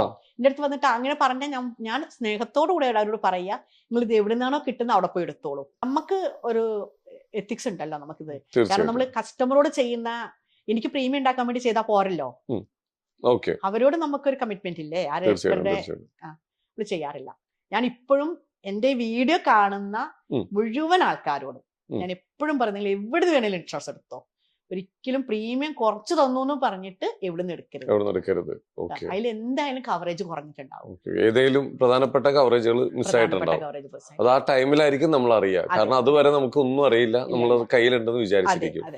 ഇപ്പോഴും ഈ ഇൻഷുറൻസ് എടുത്തേക്കുന്ന പലർക്കും അറിയില്ല എന്തൊക്കെ സാധനങ്ങളെ നോക്കി കിട്ടാത്തേന്ന്. അത് അറിയണമെങ്കിൽ ഇനിയിപ്പോ എന്താ ചെയ്യേണ്ടത്? നേരെ ഇതിന്റെ നമ്മൾ ഇൻഷുറൻസ് എടുക്കുന്ന അഡ്വൈസറോട് പറയാ, എനിക്ക് എല്ലാ കവറേജും വേണം. കവറേജുകൾ ഏതൊന്ന് ചോദിച്ച് മനസ്സിലാക്കുക. ഇപ്പൊ ചോദിക്കുമ്പോ നമുക്ക് അറിയാമല്ലോ നമുക്ക് അത് വേണ്ട, ഇത് വേണം. ചോദിച്ച് മനസ്സിലാക്കിയിട്ട് ഇൻഷുറൻസ് എടുക്കുക. ഓക്കെ, തീർച്ചയായിട്ടും. ഒറ്റ ഡൗട്ടും കൂടി ചോദിക്കട്ടെ. ഇപ്പൊ ഒരു ഗുഡ്സ് വാഹനത്തില് ഡ്രൈവർ ഒരു സ്ഥാപനത്തിൽ നിന്ന് അവിടുത്തെ ലോഡുമായി പോവുകയാണ്. ആ സ്ഥാപനത്തിന് ഇൻഷുറൻസ് കവറേജ് ഒന്നുമില്ല. ഈ വാഹനം അപകടത്തിൽപ്പെട്ടു കഴിഞ്ഞാൽ ഈ വാഹനത്തിൽ ഇരിക്കുന്ന ആ ലോഡ്, അതിന്റെ ഇൻഷുറൻസ് എന്തെങ്കിലും വഴി കൂടി കിട്ടാൻ സാധ്യതയുണ്ടോ? അത് ആ സ്ഥാപനമില്ലേ, ആ സ്ഥാപനമാണ് ഇൻഷുർ ചെയ്യേണ്ടത്. ആ സ്ഥാപനത്തിൽ അതില്ലെങ്കിലോ? കിട്ടില്ല. വാഹനത്തിന് ഇൻഷുറൻസ് ഉണ്ടെങ്കിലോ? വാഹനത്തിന് കിട്ടും. വാഹനത്തിന് മാത്രം, എടുക്കുന്നത് വാഹനത്തിന്റെ പണികൾക്കാണ് അപകടത്തിൽ കൂടെ പെടുന്നത്. പക്ഷെ വലിയ വലിയ സ്ഥാപനങ്ങൾക്കെല്ലാം ഈ ലോഡ് പോകുന്ന സാധനങ്ങൾക്കെല്ലാം ഇൻഷുർ ചെയ്യുന്നുണ്ട് കേട്ടോ. ചെയ്യുന്നുണ്ടല്ലേ വലിയ വലിയ സ്ഥാപനങ്ങളൊക്കെ. ചെറിയ സ്ഥാപനങ്ങളും കൂടെ അതിന് ശ്രമിച്ചാൽ മതി. ഇപ്പം ഞാൻ ഉദാഹരണം പറയുകയാണെങ്കിൽ TV, ഫ്രിഡ്ജൊക്കെ വിൽക്കുന്ന കട, അവിടെ സ്ഥിരമായിട്ട് ഇത് കൊണ്ടുപോകും. അപ്പൊ അവർക്ക് വേണമെങ്കിൽ ഇത് ഇൻഷുറൻസ് കമ്പനിയോട് സംസാരിച്ചിട്ട് ഈ പോകുന്ന സാധനങ്ങൾക്കുള്ള ഇൻഷുറൻസ് എടുത്തു വെക്കാം. അപ്പൊ ഈ പോകുന്ന വണ്ടി ആക്സിഡന്റ് ആയി, ചിലപ്പോ ആ വണ്ടിയിൽ ഉണ്ടായിരുന്നത് ഒരു വാഷിംഗ് മെഷീൻ ആയിരുന്നു, 55,000, 60,000, 70,000 വിലയുള്ള വാഷിംഗ് മെഷീൻ ആണ്. അത് കേട് വന്നു, അല്ല കേട് വരികയല്ല, ബ്രേക്ക് ഡൗൺ ആയി. ആ സമയത്ത് ഇവർക്ക് കമ്പനികൾക്ക് എന്തെങ്കിലും ഇൻഷുറൻസ് ഉണ്ടോ എന്ന് എനിക്കറിയില്ല. പക്ഷെ ഈ ഷോറൂമാർക്ക് ഇത് ഇൻഷുർ ചെയ്ത് വെക്കാം. അതിനുള്ള ഓപ്ഷൻ ഉണ്ട്. പിന്നെ ഇതിന്റെ ഏറ്റവും വലിയ പ്രത്യേകത എന്താണെന്ന് വെച്ചിട്ടുണ്ടെങ്കിൽ, ഇപ്പൊ 2 വണ്ടികളൊക്കെ തമ്മിൽ കൂട്ടിയിടിച്ചിട്ടാണ് RC ഓണർ മരിക്കുന്നതെന്ന് വിചാരിച്ചോ, കോടതിയിൽ നിന്ന് ക്ലെയിം കിട്ടും സാധാരണ. പക്ഷെ അതിൽ ഈ 15 ലക്ഷം അതുമായിട്ട് യാതൊരു ബന്ധവും ഇല്ല. ഈ 15 ലക്ഷം ആ ഇൻഷുറൻസ് കമ്പനിയാണ് കൊടുക്കുന്നത് ഡയറക്റ്റ്. കോടതിയല്ല. കോടതി ഇടപെടേണ്ട ആവശ്യമില്ല. FIR-ഉം ബാക്കിയുള്ള കാര്യങ്ങളും പേപ്പേഴ്സും എന്തൊക്കെയാണോ ഫയലുകളും ആ ഇൻഷുറൻസ് കമ്പനിയെ കൊണ്ട് കൊടുത്താല് അവിടുന്ന് ഈ മരിച്ച ആളുടെ വീട്ടുകാർക്ക് ക്യാഷ് ഡയറക്റ്റ് കൊടുക്കുകയാണ് ചെയ്യാം. Insurance company. അതിൽ വക്കീലിന്റെ ആവശ്യമില്ല, കോടതിയുടെ ആവശ്യമില്ല, ഒന്നും ആവശ്യമില്ല. അപ്പൊ അതിനെന്താ, അത് കിട്ടാൻ എന്താ ചെയ്യേണ്ടത്? FIR ആദ്യം ഇൻഷുറൻസ് കമ്പനിയിൽ പോയി ചോദിക്കുക. അല്ലെങ്കിൽ ഇൻഷുറൻസ് ചെയ്തൊരു ഏജന്റ് ഉണ്ടാവില്ല, അഡ്വൈസർ ഉണ്ടാവില്ല, അവരോട് ചോദിക്കുക. ഒന്നുമില്ല, ഇവരാരും ഇല്ലെങ്കിൽ വിചാരിച്ചോളൂ, ഇവരറിയുന്ന ഒരു അഡ്വൈസറോട് ചോദിച്ചാൽ അവർ കൃത്യമായിട്ട് പറഞ്ഞു കൊടുക്കുക എന്തൊക്കെ ചെയ്യേണ്ടതെന്ന്. അവരുടെ ഇൻഷുറൻസ് കമ്പനിയിൽ എന്തൊക്കെ ഡോക്യുമെന്റ്സ് കൊടുക്കണം എന്ന് വെച്ചാൽ അത് കൊടുക്കുക. ഈ 15 ലക്ഷം രൂപ ഇവരുടെ നോമിനി ആരൊക്കെയാണുള്ളത് അവർക്ക് അക്കൗണ്ടിലേക്ക് ക്യാഷ് എത്തും. എത്ര ദിവസം കൊണ്ടായിരിക്കും ഈ പ്രോസസ്? അത് നമ്മുടെ ഇവര് പറയുന്ന ഇൻഷുറൻസ് കമ്പനി പറയുന്ന ഡോക്യുമെന്റ്സ് ഇവർ എത്ര പെട്ടെന്ന് കൊടുക്കുന്നു അത്രയും പെട്ടെന്ന് കിട്ടും. ഇവരിപ്പോ 1 മാസം കൊണ്ട് കൊടുക്കാൻ കഴിഞ്ഞാൽ 1 മാസം കഴിയുമ്പോൾ കിട്ടും. അതുണ്ടല്ലോ, നമ്മള് പേപ്പർ വർക്ക് ഡിലേ ആക്കുന്നതിനനുസരിച്ചാണ് ക്ലെയിം ഡിലേ ആവും. എല്ലാം കറക്റ്റ് ആണെങ്കിൽ നമുക്ക് എത്രയും പെട്ടെന്ന് അത് വിഡ്രോ ചെയ്യാൻ പറ്റും. ഈ ഒരു ആനുകൂല്യം കളയാൻ പാടുണ്ടോ? ഒരിക്കലുമില്ല. കാരണം ആർക്ക് എന്ത് എപ്പോഴും സംഭവിക്കുന്നു നമുക്ക് പറയാൻ പറ്റില്ല. ഈ സുകുമാരക്കുറുപ്പിന്റെ കേസ് അതെങ്ങനെയായിരുന്നു ഇൻഷുറൻസ് ആയിട്ട് കണക്ട് ചെയ്തത്? അത് ലൈഫ് ഇൻഷുറൻസ് അല്ല, അത് മരിച്ചു കഴിഞ്ഞാലായിരുന്നു പൈസ കിട്ടുന്നത്. ലൈഫ് ഇൻഷുറൻസിൽ എങ്ങനെ വെച്ചിട്ടുണ്ടെങ്കിൽ അവിടെ 2-3 രീതി കിട്ടും. ഒന്ന്, നമ്മൾ ഇൻഷുറൻസ് എടുത്താൽ ഒരു 15 വർഷത്തെ കാലാവധി പറഞ്ഞിട്ടാണ് എടുക്കുന്നതെങ്കിൽ ഈ 15 വർഷത്തിനുള്ളിൽ നമുക്ക് മരിച്ചു പോയാൽ അത് എത്ര രൂപയാണെന്ന് വെച്ചാൽ അത് കിട്ടും. അത് കവറേജുകൾ വ്യത്യാസമുണ്ട് കേട്ടോ. അവിടെ ഇതുപോലെ ആഡ് ഓൺ കവർ ഒരുപാടുള്ള പോളിസികളാണ്. 2 നമുക്ക് എടുക്കുക എന്ന് വെച്ചിട്ടുണ്ടെങ്കിൽ ആ ടൈം കഴിയുമ്പോൾ ക്യാഷ് കിട്ടും. ഓക്കെ. ഇത് നമ്മള് ഇടയ്ക്ക് വെച്ച് മരിക്കാച്ച നമ്മുടെ വീട്ടുകാർക്ക് പൈസ കിട്ടും. അതല്ലെങ്കിൽ നമ്മുടെ ടൈം കഴിയുമ്പോൾ എത്രയാണോ ക്യാഷ് അതും ആനുകൂല്യം കിട്ടും. മൂന്നാമതൊക്കെ പെൻഷൻ പ്ലാൻ ഉണ്ട് അവിടെ. പിന്നെ ടേം പ്ലാൻ ഉണ്ട്. ടേം പ്ലാൻ നമുക്ക് മരിച്ചാൽ മാത്രം കിട്ടുന്ന പ്ലാനുകളുണ്ട്. അല്ല നമുക്ക് ഇത്ര വർഷം കഴിയുമ്പോൾ തിരിച്ചു കിട്ടണ്ടെന്ന് പറഞ്ഞ പ്ലാനുകളുണ്ട്. ലൈഫ് ഇൻഷുറൻസ് ഇഷ്ടംപോലെ പ്ലാൻ പല ടൈപ്പ് ഉണ്ട്. ഇപ്പൊ ഈ ഇതിന്ന് എല്ലാം അറിയാൻ കഴിഞ്ഞത് വ്യക്തമായിട്ടൊരു അഡ്വൈസറുടെ സഹായത്തോട് പോയിട്ട് ഇൻഷുറൻസ് എടുക്കുന്ന ഏറ്റവും നല്ലത്. കാരണം അപ്ഡേഷൻസ് ഒരുപാട് വന്നിട്ടുണ്ട്. അതെ, അത് ഞാൻ പറയുന്നത് എന്താ വെച്ചാൽ നമ്മൾ ഹെൽത്ത് ഇൻഷുറൻസ് എടുക്കുമ്പോൾ അഡ്വൈസർമാരെ എപ്പോഴും ശ്രദ്ധിക്കാൻ ഞാൻ എപ്പോഴും പറയുന്നത് എന്താ വെച്ചാൽ, ഒന്ന് ഇയാള് ഇനിയും തുടർന്ന് ഈ ഫീൽഡിൽ ഉണ്ടാവും എന്ന് ഉറപ്പിക്കണം. കാരണം ഇപ്പൊ ഒന്ന് ഓടി വന്നു ഒരു ഇൻഷുറൻസ് ഏജൻസ് ആയി ഒരു 5-6 വർഷം കഴിഞ്ഞ് നിർത്തിപ്പോയാൽ നമുക്ക് ഇനി ഇവർക്ക് സർവീസ് കൊടുക്കണമല്ലോ, അത് ഉണ്ടാവില്ല.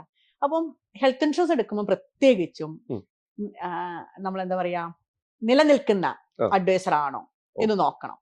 രണ്ടാമത് അവർക്ക് എക്സ്പീരിയൻസ് നോക്കണം, അവരുടെ പ്രൊഡക്റ്റ് നോളജ് നോക്കണം, അവർക്ക് ഇതിനെക്കുറിച്ച് വ്യക്തമായിട്ട് അറിയാവോ, അവർക്ക് ഇൻഷുറൻസ് കമ്പനിയുമായിട്ട് എത്ര ഒരു ബന്ധം സൂക്ഷിക്കുന്ന ആളാണ്, അത് വെറുതെ ഒരു കമ്മീഷൻ മാത്രം വിചാരിച്ചിട്ട് എടുക്കുന്ന ആളല്ല എന്നെല്ലാം നോക്കണം.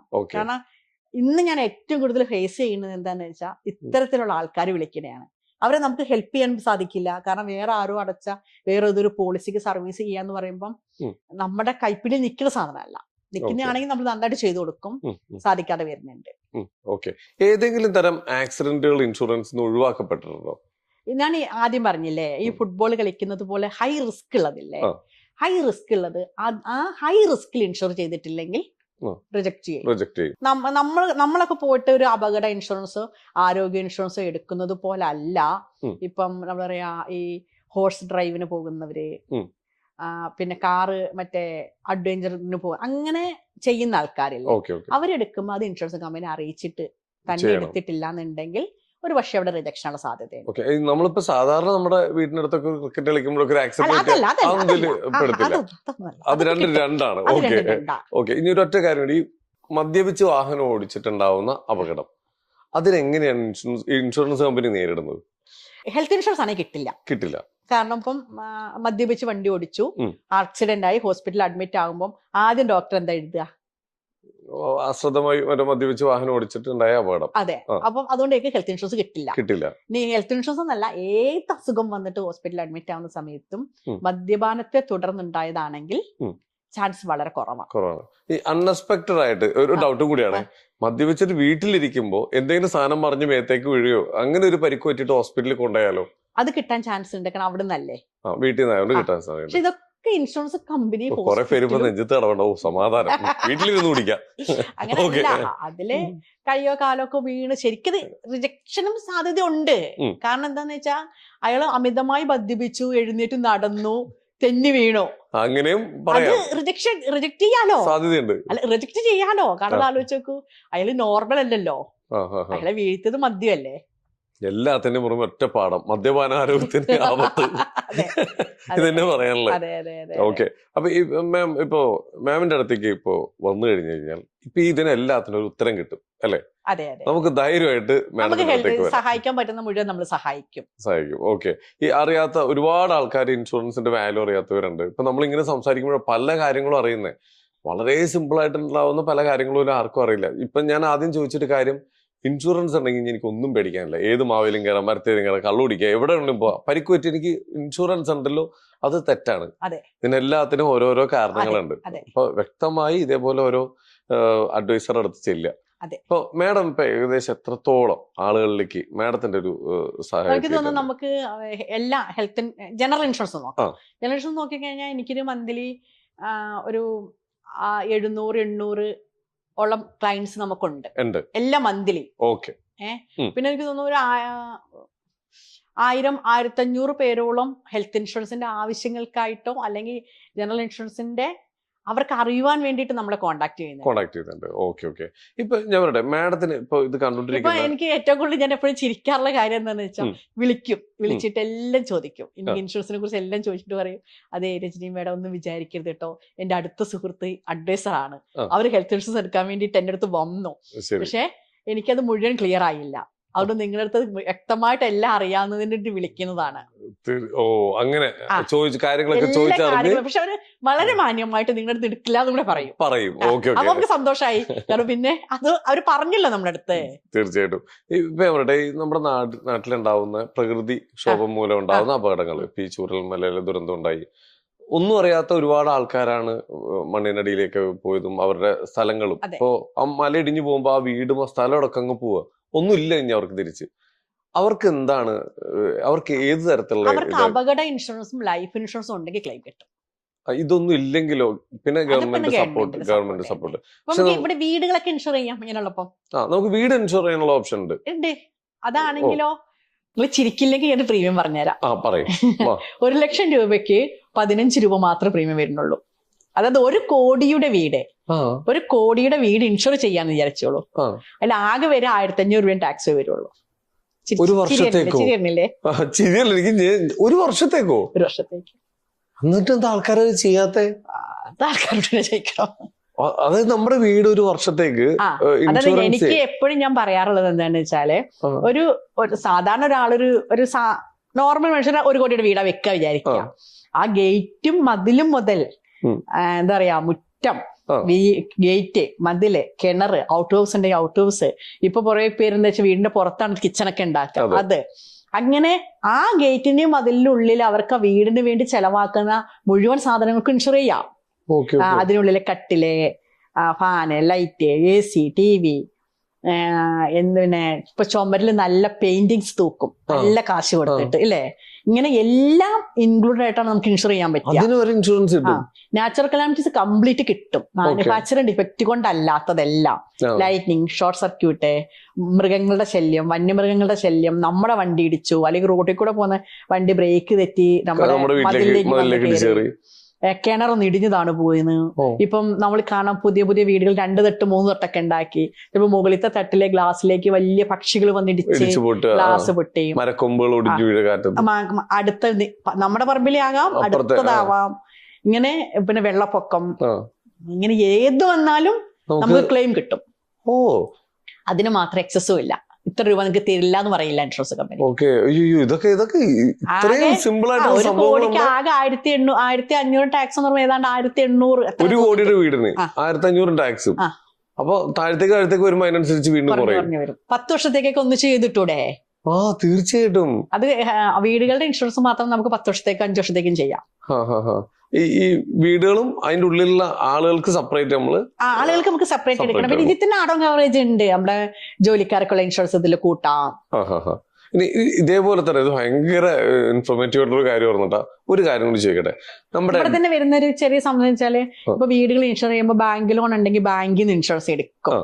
പക്ഷെ അപ്പൊ വെച്ചാൽ ഈ ബാങ്കുകാരും എടുക്കുന്ന സമയത്ത് ക്ലയൻസ് ശ്രദ്ധിച്ചാൽ മതി. അവർക്ക് എത്രയാണ് മൊത്തം ചെലവ് വരിക അത് മുഴുവൻ എടുത്തു തരാൻ പറഞ്ഞാൽ മതി.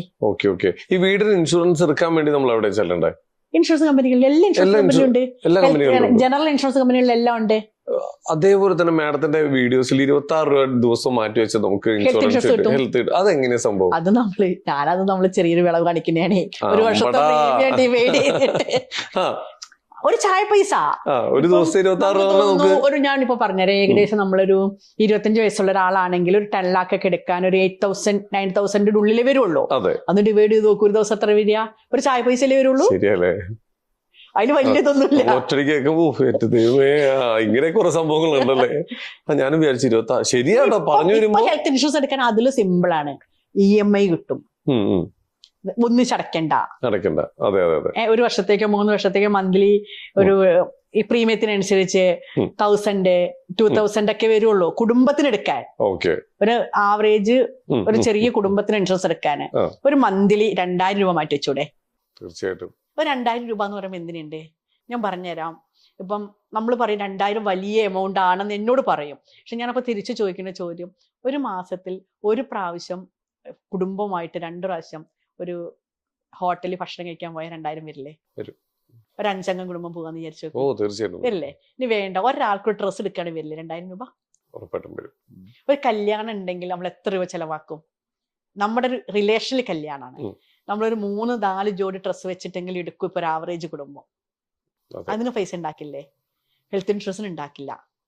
അതിന് മാത്രം മാറ്റി വെക്കാൻ. അത് ഇപ്പൊ ഒരു മൊബൈൽ ഫോണ് ഇപ്പം ഇപ്പൊ ഏറ്റവും ലേറ്റസ്റ്റ് വന്നിട്ട് സാംസങ് 25 അൾട്രാ വന്നിട്ടില്ലേ? ഇപ്പൊ എത്ര പേര് വാങ്ങി? ഇപ്പൊ ഞങ്ങൾക്ക് തന്നെ അറിയാം എത്രയോ പേര് വാങ്ങി. അപ്പൊ മൊബൈൽ ഫോണിൽ അപ്ഡേഷൻ വരുമ്പോ മാറ്റി വാങ്ങിയില്ലേ? ആപ്പിൾ 17 വന്നു, കടയിൽ തിരക്കല്ലായിരുന്നോ വാങ്ങാൻ വേണ്ടിട്ട്? 1.5 ലക്ഷം വാങ്ങാനില്ലേ? ഒരു 25,000-30,000 രൂപ ഇയർലി ഒരു ഹെൽത്ത് ഇൻഷുറൻസിന് വേണ്ടി നമ്മുടെ കുടുംബം. ഒരു ഫോൺ പോയാൽ ആകെ പോവുക എത്രയാ? 1 ലക്ഷം രൂപയാണ് പോവുക. ഒരാൾക്ക് ഒരു അസുഖമായിട്ട് ഹോസ്പിറ്റലിൽ പോയി 4-5 ലക്ഷം രൂപ വന്നു. ഒരു സാധാരണക്കാരന്റെ കയ്യിൽ എവിടെ 5 ലക്ഷം രൂപ ഉണ്ടാവുക? തീർച്ചയായിട്ടും ഒന്നുകിൽ അവര് സമ്പാദ്യം ഉണ്ടാവില്ല, ചാൻസ് വളരെ കുറവാ, ബാങ്കിൽ FD പോലുള്ളത് അല്ലെ, ഒരു സാധാരണക്കാരൻ ഉണ്ടാവില്ലല്ലോ. ഒന്നുകിൽ എന്ത് ചെയ്യണം? ഗോൾഡ് എടുക്കണം അല്ലെ, അല്ലെങ്കിൽ അവർക്ക് എന്ത് ചെയ്യണം? കടം വാങ്ങണം. അല്ലെങ്കിൽ നമുക്ക് പിന്നീട് ട്രീറ്റ്മെന്റ് വരുമ്പോൾ നമ്മൾ ഇരിക്കുന്ന വീട് വിൽക്കേണ്ടി വരും. അതും കഴിഞ്ഞ് നെക്സ്റ്റ് സ്റ്റെപ്പ് എന്താ? നാട്ടുകാരെല്ലാം കൂടി ബക്കറ്റ് ഒരു കടത്തും. ഒരു ഞാൻ പറയും 2,000 രൂപ മാസം മാത്രം മാറ്റി വെക്കാമെങ്കിൽ തന്നെ ഒരു ആവറേജ് കുടുംബം കേട്ടോ, സാധാരണക്കാരന്റെ കുടുംബം ഇൻഷുറൻസിന്റെ പരീക്ഷയിൽ കൊണ്ടുവരാം. ഒരു ഒറ്റ ഡൗട്ട്, ആഭരണങ്ങളില്ലേ നമ്മുടെ, ഈ ആഭരണങ്ങൾ ഇൻഷുറൻസ് ചെയ്യാൻ എന്തെങ്കിലും ഓപ്ഷൻ ഉണ്ടോ? നമ്മൾ ഇൻഷുറൻസ് വീടുകളൊക്കെ ഇൻഷുറൻസ് ചെയ്യുന്ന കൂട്ടത്തിൽ അത് നമുക്ക് ആഭരണം ഇൻഷുർ ചെയ്യാം. അതിൽ ഞാൻ ഈ പറയുന്നുണ്ടെങ്കിൽ ഒക്കെ റൂൾസ് ഉണ്ട് കേട്ടോ. ഇൻഷുറൻസ് കമ്പനി, നമ്മളിപ്പോ ഇൻഷുറൻസ് കമ്പനി പോയി ചോദിച്ചു, അവർ തരില്ല പറഞ്ഞു. എല്ലാ ഇൻഷുറൻസ് കമ്പനിയും ചിലപ്പോൾ തന്നോണമെന്നില്ല. അത് ചോദിക്കുക, ഇൻഷുറൻസ് കമ്പനി ഏതാ കിട്ടുന്നത് നോക്കുക, ഗോൾഡ് ഇൻഷുർ ചെയ്യാം. സ്ത്രീകളെ ഇട്ടുകൊണ്ട് നടക്കുന്ന ഗോൾഡ്, ഈ മോഷണം അലമാരയിൽ പാത്ത് വെക്കുന്ന ഗോൾഡ്, വീട് നമുക്ക് ഇൻഷുറൻസ് ചെയ്യുമ്പോൾ വീടിന് നമുക്ക് കളവിന് കിട്ടുന്ന രീതിയിൽ ഇൻഷുർ ചെയ്യാം. ഷോപ്പുകൾ നമുക്ക് കളവിന് കിട്ടുന്ന രീതിയിൽ ഇൻഷുർ ചെയ്യാം. ഇത് നമ്മൾ തെരഞ്ഞെടുക്കണം എല്ലാം. അതിനാണ് നമ്മളൊരു അഡ്വൈസറുടെ അടുത്തെത്തേണ്ടത്. ഇതിപ്പോ ഇത് കണ്ടുകൊണ്ടിരിക്കുന്ന ആൾക്കാർക്കൊക്കെ മാഡത്തിനോടൊന്ന് സംസാരിക്കണം, അല്ലെങ്കിൽ മാഡത്തിന്റെ ഒരു സേവനം വേണം എന്ന് തോന്നിക്കഴിഞ്ഞാൽ എന്താണ് ചെയ്യേണ്ടത്? നമുക്ക് ഫോൺ നമ്പർ ഉണ്ട്, വാട്സാപ്പ് നമ്പർ ഉണ്ട്. വാട്സാപ്പ് നമ്പറിലേക്ക് കൃത്യമായിട്ട് എന്താണ് അവർക്ക് അറിയേണ്ടതെന്ന് വെച്ചാൽ വോയിസ് മെസ്സേജ് ഇട്ടാൽ മതി. മാഡത്തിന്റെ എന്തെങ്കിലും സൈറ്റുകളോ അങ്ങനെ എന്തെങ്കിലും ഉണ്ടോ? നമുക്ക് ഇൻസ്റ്റാ പേജ് ഉണ്ട്, യൂട്യൂബ് ഉണ്ട്, രജനി രാമകൃഷ്ണൻ എന്നുള്ള നമ്മുടെ ഇൻസ്റ്റാ പേജ്, അതിലാണ് നമ്മൾ എല്ലാവരും കോൺടാക്ട് ചെയ്യുന്നത്. ഇൻസ്റ്റയിൽ പോയി കോൺടാക്ട് ചെയ്യാം. ഇനി ഫ്യൂച്ചറിലേക്ക് എന്താണ് മാഡത്തിന്റെ അടുത്ത സ്റ്റെപ്പ്? എന്താണ് ഫ്യൂച്ചറിലേക്ക് നമ്മൾ ഏറ്റവും കൂടുതൽ നമ്മള് ഒരു കുറച്ച് എത്തിയിട്ടുണ്ട്. എന്നാലും ഞാൻ എന്റെ സഹപ്രവർത്തകർക്ക്, അതായത് എന്റെ കൂടെയുള്ള ഇൻഷുറൻസ് അഡ്വൈസേഴ്സിന് കൊടുക്കുന്ന ഒരു അഡ്വൈസ് എന്താന്ന് വെച്ചിട്ടുണ്ടെങ്കിൽ, ഇനി നമുക്ക് വരുന്ന കാലത്തേക്ക് ഒരു ബിസിനസ്സുകാരൻ അല്ലെങ്കിൽ ഒരു ആൾക്ക് നമുക്ക് മൊത്തത്തിൽ ഒരു അഡ്വൈസറായിട്ട് മാറുക, ഒരു കൺസൾട്ടന്റ്. അവർക്ക് ഏതൊക്കെ ഇൻഷുറൻസ് വേണമെന്ന രീതിയിൽ സെലക്ട് ചെയ്ത് കൊടുക്കുന്ന രീതിയിലേക്ക്. അല്ലാതെ ഒരാൾ വന്ന് നമ്മളോട് ചോദിക്കുന്നു, അവർക്ക് നമ്മൾ ഇൻഷുറൻസ് പ്രൊഡക്റ്റ് വിൽക്കുന്നതിന് പകരം അവർക്ക് ഏതാണ് ആവശ്യമെന്നുള്ളത് നോക്കി, അവർക്ക് എന്തൊക്കെ വേണമെന്ന് നോക്കി അതിനനുസരിച്ച് ഇൻഷുറൻസ് കൊടുക്കുന്ന രീതിയിലേക്ക് മാറണം. ഇപ്പോ അതിപ്പോ ഞാൻ പറഞ്ഞിട്ടുണ്ടെങ്കിൽ ഒരാളുണ്ട്, അയാൾക്ക് ഒരുപാട് ബിസിനസ് സ്ഥാപനങ്ങളുണ്ട്, ഒരുപാട് വാഹനങ്ങളുണ്ട്, അവർക്ക് എല്ലാം ഉണ്ട്. ഇപ്പൊ സാധാരണ ഗതിയിൽ വെച്ചാൽ അയാൾ പലയിടത്താവും ഇൻഷുർ ചെയ്യാം. ഹെൽത്ത് ഇൻഷുറൻസ് ഒരിടത്ത് ചെയ്യും, വാഹനങ്ങളുടെ ഇൻഷുറൻസ് 5 വണ്ടി ഉണ്ടെങ്കിൽ 5 പേരാവും ചെയ്യുണ്ടാവുക. പിന്നെ സ്ഥാപനങ്ങൾ ഉണ്ടെങ്കിൽ കുറെ സ്ഥാപനം ചെയ്ത് കുറെ സ്ഥാപനം ചെയ്തില്ല. ഇതൊരു ക്ലെയിം വരുന്ന സമയത്ത് ആകെ ഇത് എന്താ ചെയ്യേണ്ടതെന്ന് അറിയാത്തൊരവസ്ഥയാണ് വരുന്നത്. അപ്പൊ ഇവരെവിടേക്ക് ഇൻഷുർ ചെയ്താലും കുഴപ്പമില്ല, ഒരു കൺസൾട്ടന്റിന്റെ കീഴിലാണ് ചെയ്യുന്നതെങ്കിലോ എല്ലാം എല്ലാവർക്കും ഒരു കമ്പനി ചെയ്താൽ കുറച്ച് ലാഭമുണ്ട്, അപ്പൊ നമുക്ക് ആ കമ്പനി ചെയ്യാം. ഈ വണ്ടി നമുക്ക് കുറച്ചും കൂടെ നല്ലത് മറ്റേ കമ്പനി ചെയ്യുന്നതാണ്, അപ്പൊ നമുക്ക് അവിടെ പോയി ചെയ്യാം. അല്ലെ ആ കമ്പനിയിലാണ് ക്യാഷ്ലെസ് ഉള്ളത്, അപ്പൊ നമുക്ക് ആ കമ്പനിയിൽ എടുക്കാം. ഈ രീതിയിലേക്ക് നമുക്കൊന്ന് മാറണം. അതാണ് നമ്മുടെ ഫ്യൂച്ചർ പ്രോഗ്രാം. അടിപൊളി. എല്ലാം ഇങ്ങനെ മാറി മാറി നാടോടുമ്പോ നടുവേ ഓടണം പോലെ പുതിയ അപ്ഡേഷൻസ് വരുമ്പോ അതെല്ലാം കവർ ചെയ്ത് മുമ്പോട്ട് പോകാൻ പറ്റട്ടെ. എന്തായാലും മാഡം, നമുക്ക് വളരെ കുറച്ച് സമയം കൊണ്ട് ഒരുപാട് ഇൻഫോർമേറ്റീവ് ആയിട്ടുള്ള ഒരുപാട് കാര്യങ്ങളാണ് നമുക്ക് കിട്ടിയത്. കാരണം ഇത് കേട്ടോണ്ടിരിക്കുന്ന പലർക്കും ഇതിലൊന്നും നിൽക്കേണ്ടതല്ല, ഇനിയും നമ്മൾ ഇരിക്കണം ഇതേപോലെ. ഇതൊരു സെക്ഷൻ പോലെ ഇങ്ങനെ പോകണം, കടല് പോലെ. കാരണം ഒരുപാട് കാര്യങ്ങൾ, ഇതിപ്പോ വളരെ സിമ്പിൾ ആയിട്ട് ചോദിച്ച കുറെ കാര്യങ്ങളിൽ തന്നെ ഞെട്ടിക്കുന്ന ആൻസറുകളാണ് കിട്ടിയത്. ഞാൻ ആദ്യമായിട്ട് വീടിനൊക്കെ ഇത്രയും സിമ്പിൾ ആയിട്ട് ഇൻഷുറൻസ് ചെയ്യാന്ന് മനസ്സിലായത്. അപ്പൊ എന്തായാലും മാം, ഒരുപാട് സന്തോഷം. വളരെ കുറച്ച് നേരം കൊണ്ട് ഒരുപാട് കാര്യങ്ങൾ നമുക്ക് തന്നതിന്. മാഡത്തിന്റെ രജനി രാമകൃഷ്ണൻ, മാഡത്തിന്റെ സേവനം എല്ലാ മലയാളികൾക്കും എത്രയും പെട്ടെന്ന് എത്തട്ടെ. എല്ലാവിധ ആശംസകളും ഞങ്ങൾ നേരെയാണ്. Thank you ma'am, thank you so much.